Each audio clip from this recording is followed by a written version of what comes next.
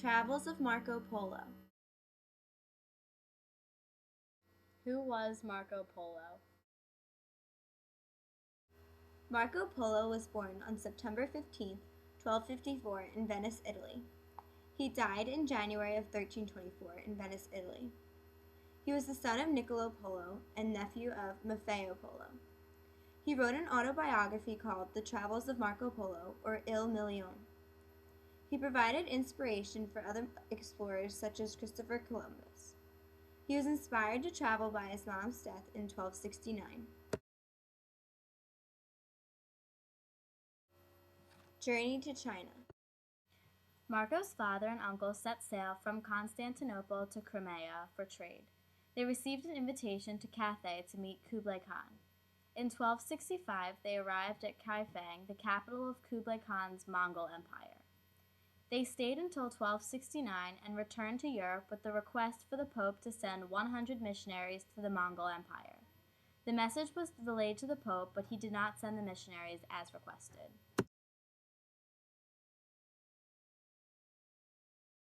Marco Polo's first journey. Marco accompanied his father and uncle to the Holy Land, Persia, Tartary, and to the Empire of China.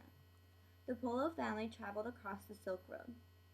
In 1274, they reached Cathay and renewed their friendly acquaintance with Kublai Khan in Peking and presented him with papal letters. Marco's father and uncle were given important positions at his court. While here, Marco studied the Chinese language, which he learned to speak.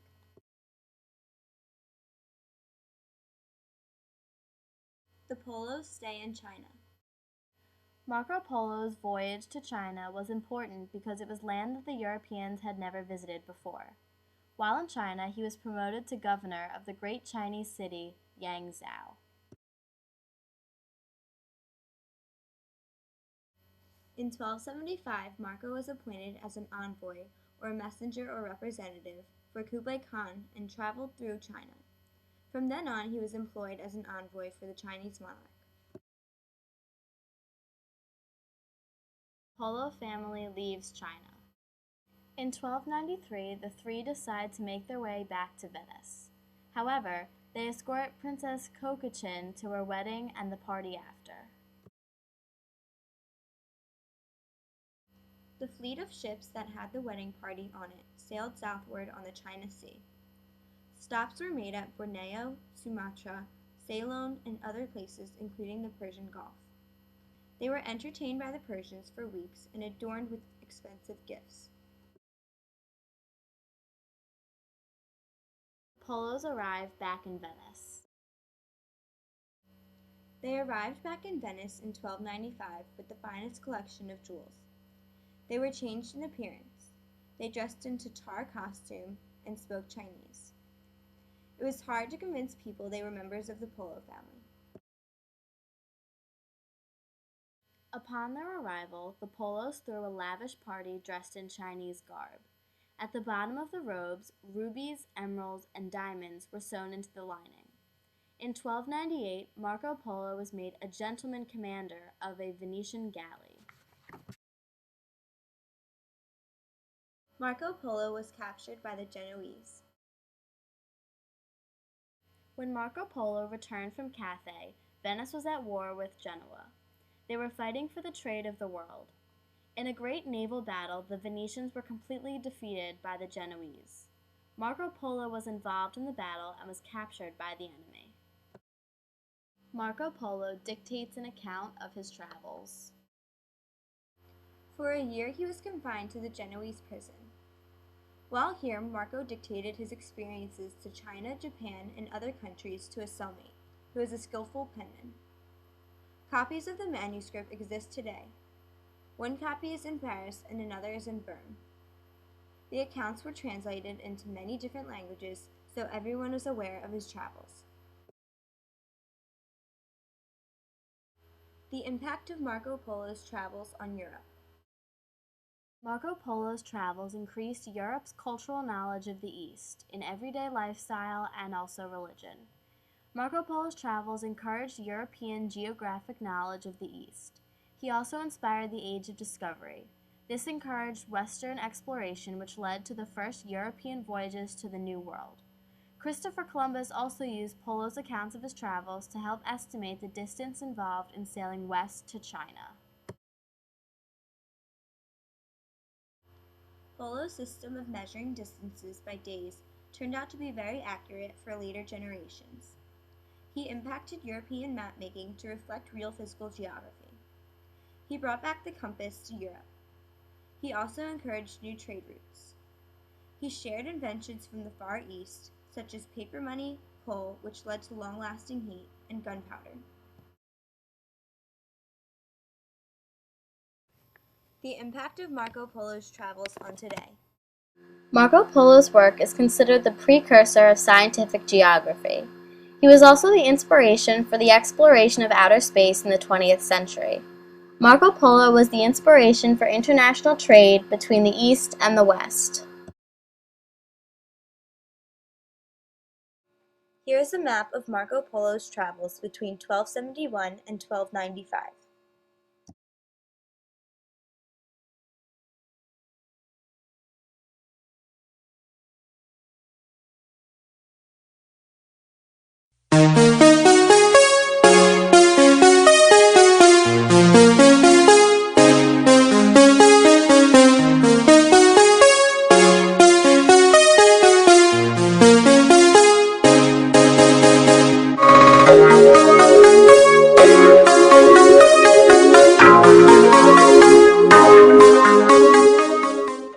Children in the United States learned that Christopher Columbus discovered America in 1492.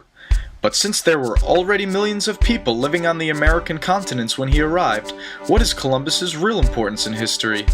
This video will show what really happened during his voyages between two worlds and how they helped shape the world we know today. In 1451, Columbus was born in the Republic of Genoa.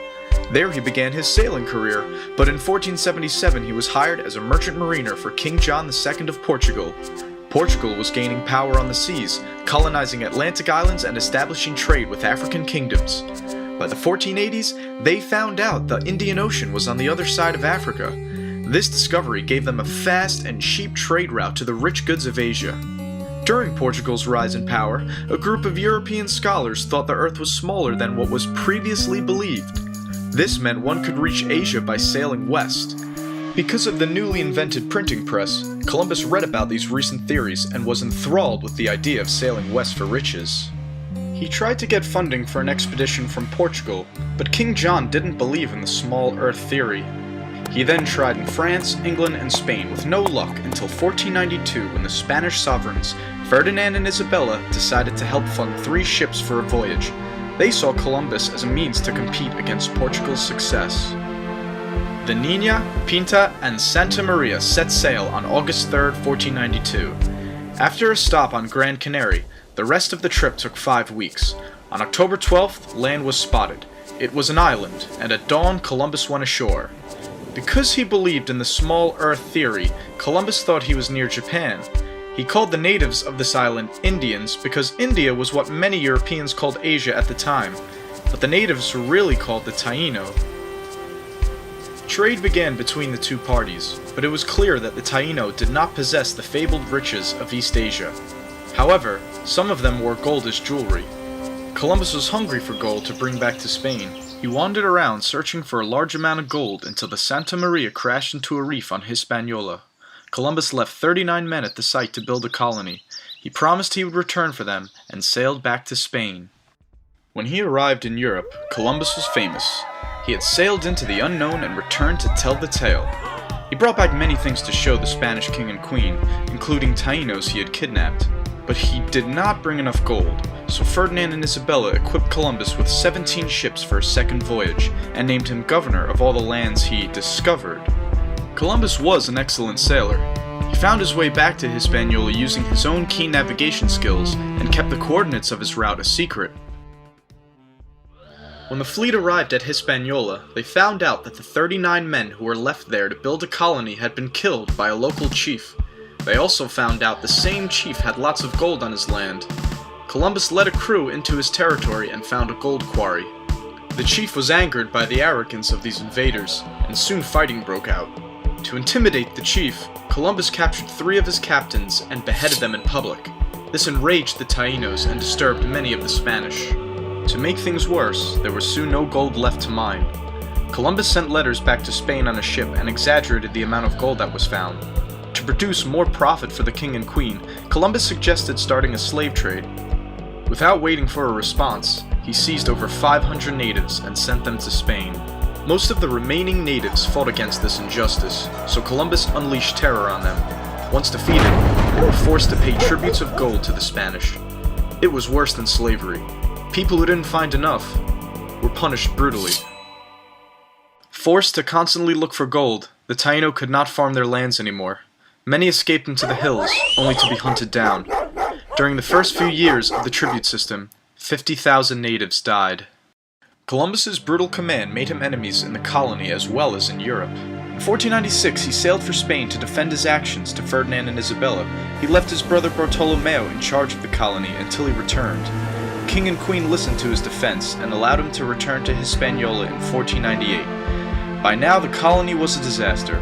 Bartolomeo was just as bad at governing as his brother was, if not worse. A rebellion had begun among the Spanish, and soon the king and queen sent a royal investigator to assess the situation. He put the Columbus brothers on trial. They were found guilty of numerous crimes against both the Spanish and the natives. The brothers were arrested and sent back to Spain. Christopher Columbus was no longer in charge of the New World. Now old and humbled, he was allowed one last voyage across the ocean, but he was not permitted to return to Hispaniola. He explored the Caribbean for 2 years before sailing back to Spain, where he died in 1506. We have learned that Columbus was ambitious, intelligent, and courageous, but he was no hero. His exploits in the colony were disasters for the native inhabitants, and their way of life was destroyed by his actions as governor. But his efforts led Europe to dominate the world through colonization and the expansion of kingdoms into empires. If Columbus did not succeed, someone else would have. But since his journey was the first to establish a link between the old world and the new, his name is remembered.